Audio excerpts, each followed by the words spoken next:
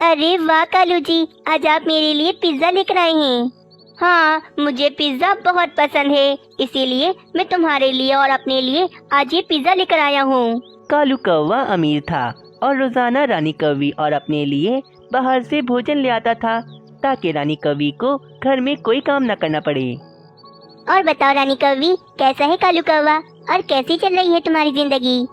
अरे कोमल चिड़िया, कालू जी तो बहुत ज्यादा अच्छे हैं, मुझसे एक काम नहीं करवाते। रोजाना बाहर से ही भोजन ले आते हैं और काम से वापस आकर कालू जी खुद ही घर की सारी साफ सफाई कर लेते हैं। हाय रे रानी कौवी, तुम तो बहुत बड़ी कामचोर हो। ये तो तुम कालू कौवे पर बहुत जुल्म कर रही हो। दुष्ट कोमल चिड़िया, कामचोर मत कहना मुझे। चलो निकलो यहाँ से, जाकर अपने पति और अपने बच्चों की सेवा करो। बड़ी आई मुझे सिखाने। अरे हाँ, जा रही हूँ। वैसे भी तुम्हारी इतनी लंबी जबान के आगे कोई नहीं जी सकता, मुझे माफ करो। फिर कोमल चिड़िया वहाँ से चली जाती है। कहाँ थी रानी? मैं तुम्हें कब से आवाज़ें दे रहा था। तुम्हें पता है कल मेरी माँ आ रही है और तुम तो जानती हो कि माँ को बाहर का भोजन बिल्कुल नहीं पसंद, इसीलिए तुम घर पर ही उनके लिए भोजन बना देना। हाँ, बना दूंगी कालू जी उनके लिए भोजन। वैसे भी कितने दिनों बाद आ रही हैं वो। अगले दिन कालू कौवे की माँ जी अपना काफी सारा सामान लेकर घर पर आ जाती है। बाप रे, मेरा बेटा कितना दुबला हो गया। अरे बहू, क्या कुछ खाने को नहीं देती इसे? क्या माँ जी, मैं तो बिल्कुल वैसा ही हूँ जैसा आप मुझे छोड़ कर गई थी। अच्छा, अब आप बहुत थक गई होगी ना, थोड़ा आराम कर लो। माँ जी, मैंने आपके लिए गर्मा गर्म भोजन बिल्कुल तैयार रखा है, मैं बस अभी लेकर आई। फिर रानी कौवी सबको भोजन परोसती है और सब मिलकर भोजन खाते हैं। क्या हुआ माँ जी आराम से। अरे नहीं कालू, इसमें तो नमक बहुत ज्यादा है, इसे खाकर तो मेरी तबीयत खराब हो जाएगी। क्या रानी, कम से कम भोजन तो बनाना सीख लेती तुम। कालू, बहू को क्यों डांट रहे हो? आहिस्ता आहिस्ता सब सीख जाएगी, इसमें इसकी कोई गलती नहीं। रानी, आज से बाहर से भोजन नहीं आएगा, तुम रोजाना घर में ही भोजन बनाकर मुझे और माँ जी को खिलाना, ताकि तुम्हें स्वादिष्ट भोजन बनाना आ जाए। माँ के आने से तो रानी कौवी के ऊपर काफी काम आ गया था। सब समझ रही हूँ मैं, अपने बेटे के सामने ये बुढ़िया बहुत इतरा रही है ना।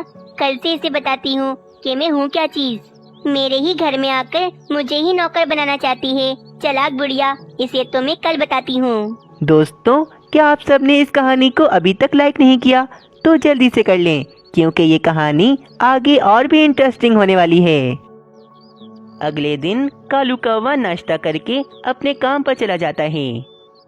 अरे बहू, जरा एक गिलास पानी तो पिला दो, मेरा गला सूख रहा है।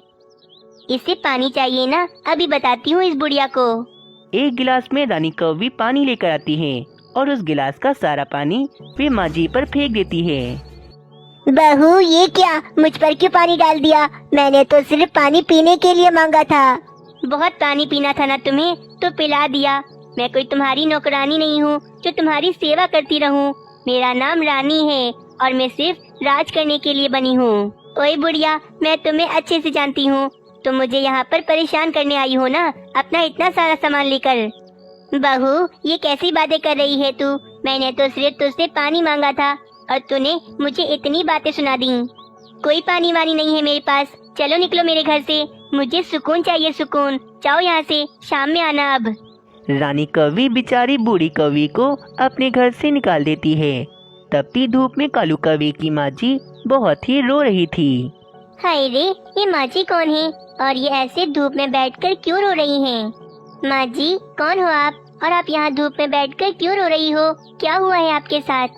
मैं कालू की माँ हूँ, कल ही अपने बेटे के घर पर आई थी, पर मेरी बहू ने आज मुझे घर से निकाल दिया और मुझे भोजन भी नहीं दिया। मैंने तो कुछ किया भी नहीं था, बस पानी मांगा था उससे, तो उसने गुस्से में आकर सारा पानी मुझ पर फेंक दिया और मुझे घर से भी निकाल दिया। ये तो आपके साथ बहुत बुरा किया उसने, रानी कौवी को ऐसा नहीं करना चाहिए था। अच्छा माँ जी, अभी आप मेरे साथ मेरे घर पर चलें। मीनू चिड़िया को माँ जी पर तरस आता है और वे उसे अपने साथ घर पर ले आती है। माँ जी, वैसे तो मैं बहुत गरीब हूँ, परंतु बड़े बूढ़ों और मेहमानों का मैं बहुत अदब करती हूँ। आप बस मुझे थोड़ा सा समय दें, मैं आपके लिए गरम गरम भोजन बना कर लाती हूँ। मीनू चिड़िया का ये रवैया देखकर कालू कौवे की माँ जी तो बहुत ज्यादा खुश होती है। शाम होते ही रानी कौवी अपनी सास को अपने घर पर ले आती ताकि कालू कौवे को इस बात का पता न लगे, और बस रोज की तरह कालू कौवे के काम पर जाते ही रानी कौवी तो अपनी सास से घर का सारा काम करवाती थी। बहू बेटा, मैंने घर का सारा काम कर लिया, भोजन भी बना दिया है और घर की साफ सफाई भी कर दी है, पर अब मुझे भूख लग रही है, मैं भोजन खा लूं? कोई जरूरत नहीं है भोजन खाने की, वो जो तुमने भोजन बनाया है वो मैं और कालू जी खाएंगे। और हाँ, अब से रोज भोजन तुम ही बनाओगी, क्योंकि भोजन बनाना मुझे नहीं आता। बहू बेटा, मैंने तुम्हारा क्या बिगाड़ा है जो तुम मेरे साथ ऐसा कर रही हो? याद रखना, अगर तुम मेरे साथ ऐसा ही करती रही तो मैं अपने बेटे कालू को सारी बात बता दूंगी, फिर वे तुम्हारे साथ जो कुछ करेगा उसकी जिम्मेदार तुम खुद होगी। क्या मुझे धमकी दे रही है? जिसे बताना है बता, मैं नहीं डरती किसी से। बहुत ज्यादा जबान चलने लगी है ना तुम्हारी। चलो घर से बाहर निकलो और जाकर धूप में बैठो, जब शाम होगी तो कालू जी के साथ आ जाना घर पर। इस तरह रानी कौवी आज भी अपनी सास को घर से बाहर निकाल देती है और वे बूढ़ी कौवी आज भी मीनू चिड़िया के पास चली जाती है। मुझे तो डर है कि कहीं ये चालाक बुढ़िया कालू जी को सारी बातें न बता दे। अगर कालू जी को ये बात पता लग गई तो मेरी तो खैर नहीं, फिर कालू जी मुझे मार मार कर घर से निकाल देंगे। इस बुढ़िया का तो मुझे कुछ न कुछ करना ही पड़ेगा अब। फिर रानी कौवी को एक बहुत बढ़िया उपाय मिल जाता है। उपाय के मुताबिक रानी कौवी अपने पेड़ की टहनी पर काफी सारा तेल गिरा देती है।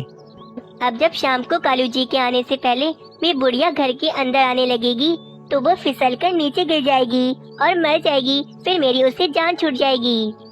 कालू जी अगर मुझसे पूछेंगे कि कैसे गिरी तो कह दूंगी कि शायद तुम्हारी माँ को चक्कर आ गए होंगे और वे पेड़ से नीचे गिर गई। फिर शाम हो जाती है। कालू कौवे की माँ के आने से पहले आज रानी कौवी की माँ जी उसके घर की तरफ आती है।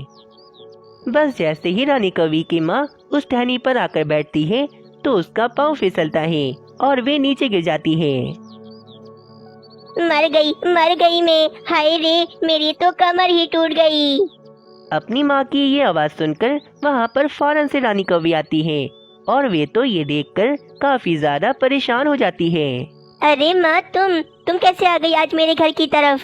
तभी कालू कौवा भी ये माजरा देखकर वहाँ पर आता है।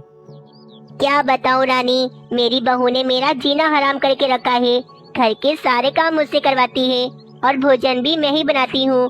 भोजन बनाने के बाद वो मुझे भोजन भी नहीं देती, इसीलिए आज मैं सब कुछ छोड़ छाड़ कर तेरे पास आ रही थी। मैं जैसे ही तेरे घर के पास जो टहनी है उस पर आकर बैठी तो मैं फिसल कर नीचे गिर गई। लगता है उस टहनी पर किसी ने तेल गिराया हुआ है। क्या तेल? पर वहाँ पर तेल कैसे आया? ये सुनकर रानी कौवी बहुत शर्मिंदा होती है और अपनी गलती पर बहुत पछताती है। वो तेल मैंने ही गिराया था कालू जी, ताकि आपकी माँ जी जैसे ही उस टहनी पर आकर बैठे तो नीचे गिर जाएं। परंतु मुझे क्या पता था कि ये सब कुछ मेरी अपनी माँ के साथ हो जाएगा। मैं समझ गई हूँ कालू जी कि जैसा मैं आपकी माँ जी के साथ करती थी वही सब कुछ मेरी माँ जी के साथ भी हो रहा है। इस तरह रानी कौवी कालू कौवे को सारी बात बताती है। बहुत ही अच्छी सीख मिली है तुम्हें रानी, तुम्हारे साथ ऐसा ही होना था। पर कालू जी, आप मुझे माफ कर दें, मुझे अपने इस किए पर बहुत पछतावा है। मैं आगे से ऐसा कभी नहीं करूँगी। माफी मुझसे नहीं बल्कि मेरी माँ से मांगना, जिनके साथ तुम इतना गलत कर रही थी। फिर कालू कौवा वापस अपनी माँ को अपने घर में लेकर आता है और रानी कौवी तो हाथ जोड़कर अपनी सास से माफी मांगती है। इस तरह अब सब कुछ ठीक हो जाता है। पक्षियों, हमारे जंगल में तो भोजन का कहर पड़ गया है। कहीं पर भी एक दाना भोजन नहीं मिल रहा। मैं तो बहुत भूखा हूँ, बहुत भूख लग रही है मुझे तो। हाँ कालू कौवे, हम सब पक्षी भी बहुत भूखे हैं और ऊपर से हमारे जंगल में बारिशें भी नहीं हो रही, जिस कारण हमारी फसलें भी नहीं लगी इस बार तो। मीनू चिड़िया, मुझसे तो और भूख बर्दाश्त नहीं होती। मैं तो जा रहा हूँ भोजन ढूंढने। मैं तो कहता हूँ तुम सब भी मेरे साथ चलो, हम एक बार और कोशिश करते हैं, क्या पता हमें जंगल में कहीं भोजन मिल जाए। हाँ ठीक है कालू कौवे, चलो हम भी तुम्हारे साथ चलते हैं। फिर सारे पक्षी दोबारा से भोजन की तलाश में निकल जाते हैं। कालू कौवे को तो काफी ही ज्यादा भूख लग रही थी, जिस कारण वे तो काफी ही ज्यादा परेशान था। फिर अचानक कालू कौवे को जमीन पर एक मांस का टुकड़ा पड़ा हुआ दिखता है। ये तो मांस का टुकड़ा है। काश अगर यहाँ पर इसकी जगह मीठे मीठे आम पड़े होते तो मैं वे आम खाकर अपना पेट भर लेता। अब मैं कोई चील तो हूँ नहीं जो मैं ये मांस खाकर अपना पेट भर लूँ। मैं क्या करूँ, मुझसे तो अब भोजन भी नहीं ढूंढा जा रहा। एक काम करता हूँ, ये मांस ही खा लेता हूँ। चीलें भी तो खाती है ना, कम से कम मांस खाकर मेरा पेट तो भर जाएगा। फिर कालू कौवा अपनी भूख मिटाने के लिए वे मांस ही खाने लगता है। वे मांस तो कालू कौवे को इतना पसंद आता है कि कालू कौवा वे मांस खाता ही रहता है। वाह वाह, ये मांस तो काफी ज्यादा स्वादिष्ट है। हम जो भोजन खाते हैं उससे तो काफी ज्यादा अच्छा है ये मांस। अब पता चला कि ये चीलें हम पक्षियों का मांस क्यों खाती हैं, क्योंकि ये मांस तो इतना ज्यादा स्वादिष्ट होता है। कालू कौवे को मांस खाता हुआ देख वहाँ पर जंगल के और पक्षी भी आ जाते हैं। अरे कालू कौवे, मैं ये क्या देख रही हूँ, तुम ये मांस क्यों खा रहे हो? मीनू चिड़िया, ये मांस है बहुत स्वादिष्ट। मैंने आज जिंदगी में पहली बार खाया, परंतु इतना ज्यादा अच्छा है ये मांस कि अगर तुम भी खाओगी तो तुम भी बहुत ज्यादा तारीफ करोगी इसकी। अच्छा ऐसी बात है, तो फिर मैं भी खा के देखती हूँ ये मांस। फिर मीनू चिड़िया भी वे मांस खाकर देखती है, तो मीनू चिड़िया को भी वे मांस काफी ज्यादा पसंद आता है। अरे हाँ कालू कौवे, ये मांस तो काफी ज्यादा स्वादिष्ट है। हम पक्षी तो पागल थे जो हम रोजाना दाल चावल खाते थे। हमें तो पता ही नहीं था कि मांस इतना ज्यादा स्वादिष्ट होता है। अरे अरे पक्षियों, आप सब भी ये मांस खाकर देखो, आप सबको भी बहुत पसंद आएगा। फिर सारे पक्षी मिलकर उस मांस के टुकड़े को खाने लगते हैं। अब तो सब पक्षियों को मांस खाने की आदत लग गई थी। पक्षियों, आज पता लगा कि मांस इतना ज्यादा स्वादिष्ट होता है, परंतु आज तो हमें मांस का टुकड़ा मिल गया। आगे से हम पक्षियों को मांस कहाँ से मिलेगा? हम पक्षी तो एक दूसरे का शिकार करके मांस नहीं खा सकते, क्योंकि हम पक्षी तो दोस्त हैं। वैसे कालू कौवे, हमें चीलों ने बहुत परेशान किया है। हमारे कितने पक्षियों को चीलें मारकर खा चुके हैं। मैं तो कहती हूँ अब हमारी बारी है। मैं तो कहती हूँ कि हम सब पक्षी मिलकर चीलों का शिकार करते हैं और चीलों को मारकर उनका मांस खाते हैं। हाँ मीनू चिड़िया, ये ठीक रहेगा। चीलें हमारा शिकार करती थी ना, अब से हम उनका शिकार करेंगे और उन्हें मारकर उनका मजेदार मांस खाएंगे। पक्षियों, हमारे जंगल के पहाड़ी इलाकों में जो चीलों का परिवार रहता है, मैं तो कहता हूँ कि आज ही जाकर हम सब पक्षी उन चीलों पर हमला कर देते हैं। हाँ पक्षियों, ये ठीक रहेगा। मैं तो कहता हूँ कि मीनू चिड़िया और मैं बड़ा सा जाल लेकर जाते हैं और उन पक्षियों को कैद कर लेते हैं जाल में, और पीछे से तुम कबूतर अपनी टैक्सी लेकर आ जाना। हम उन सारी चीलों को तुम्हारी टैक्सी में डालकर अपने जंगल में ले आएंगे। तो ठीक हो गया पक्षियों, मैं और कालू कौवा अभी जाते हैं और जाकर चीलों को जाल में कैद कर लेते हैं। ये कहकर मीनू चिड़िया और कालू कौवा दो बड़े बड़े जाल लेकर पहाड़ी इलाके में चले जाते हैं। कालू कौवे, वो देखो, वो रहा हमारा पहला शिकार। चलो चलकर उन चीलों को अपने जाल में कैद कर लेते हैं। हाँ मीनू चिड़िया, पर याद रहे कि ये चीलें हमें न देख लें, वरना ये तो हमें यही मारकर खा जाएंगी। फिर कालू कौवा और मीनू चिड़िया चुपके चुपके उन चीलों के पास जाते हैं और अपने जाल उन चीलों पर फेंक देते हैं, जिससे वे चीलें जाल में कैद हो जाती हैं। मामा मामा, ये क्या हो गया? मैं जाल में कैसे कैद हो गया? हम पर लगता है किसी ने हमला कर दिया। ए चिड़िया, मैंने तुम्हारा क्या बिगाड़ा है जो तुमने मुझे जाल में कैद कर लिया? बाहर निकालो मुझे। बाजू चील, जैसे तुम्हें हम पक्षियों का मांस खाना पसंद है ना, वैसे ही अब से हम पक्षियों को भी तुम चीलों का मांस खाना बहुत ज्यादा पसंद है। इसीलिए अब हम पक्षी तुम चीलों का शिकार करेंगे और तुम्हारा मांस खाकर हम अपना पेट भरेंगे। हाँ बाजू चील, वैसे भी अब हमारे जंगल में भोजन नहीं मिलता, इसीलिए हम पक्षियों ने यही सोचा है कि हम पक्षी तुम चीलों का शिकार करके तुम्हारा मांस खाकर अपना पेट भरेंगे। क्या तुम पक्षी हमें मार कर खाओगे? तुम पक्षियों की इतनी हिम्मत! एक बार मुझे बाहर आने दो, फिर देखो तुम पक्षियों की तो खैर नहीं। अरे बाहर निकालो हमें, कालू कौवे, बाहर निकालो हमें। बस तभी कबूतर अपनी टैक्सी लेकर वहाँ पर आ जाता है और सब पक्षी मिलकर उन चीलों को उस टैक्सी में डाल देते हैं और कबूतर उन चीलों को लेकर अपने जंगल चला जाता है। अरे वाह वाह वाह, 3 चीलें। मीनू चिड़िया, तुमने तो आज पहले ही शिकार में 3 चीलों को पकड़ लिया। कमाल कर दिया, कमाल कर दिया। मीनू चिड़िया, बहुत भूख लगी है, चलो ना, इनमें से किसी एक चील को मारकर हम सब पक्षी मिलकर खाते हैं। चलो सबसे पहले हम सब पक्षी मिलकर इस नन्हे चील को मारकर खाते हैं, क्योंकि इसका मांस मुझे कुछ ज्यादा ही स्वादिष्ट लग रहा है। फिर सारे पक्षी मिलकर नन्हे चील को जाल से बाहर निकालते हैं। मेरे बच्चे को कुछ ना करना, छोड़ दो इसे, छोड़ दो इसे, मुझे मार कर खा लो तुम सब। हाँ हाँ छोड़ दो मेरे बच्चे को छोड़ दो। वे पक्षी बाजू चील की बात नहीं सुनते और नन्हे चील को मारकर उसका मांस खाने लगते हैं। नहीं, ऐसा नहीं हो सकता, ऐसा नहीं हो सकता, मेरा बच्चा। नहीं, ऐसा नहीं हो सकता, तुम पक्षियों ने मेरे साथ बहुत गलत किया है, नहीं छोड़ूंगी तुम सब पक्षियों को। अरे बेटा, ये तुम्हारी मम्मा को क्या हो गया? ये इतनी जोर जोर से क्यों चीख रही हैं? बाबा, लगता है मम्मा कोई सपना देख रही हैं, मैं अभी इन्हें उठाता हूँ। मम्मा मम्मा उठो उठो, क्या हो गया आपको, उठो। नन्हे चील की आवाज सुनकर बाजू चील फौरन से उठती है, तो उसे पता लगता है ये सारा कुछ तो सिर्फ और सिर्फ एक सपना था। इसका मतलब ये सब एक सपना था। बाप रे, कितना भयानक सपना देखा मैंने। अरे पत्नी जी, ऐसा भी क्या सपना देख लिया तुमने? सारा हमें भी तो बताओ।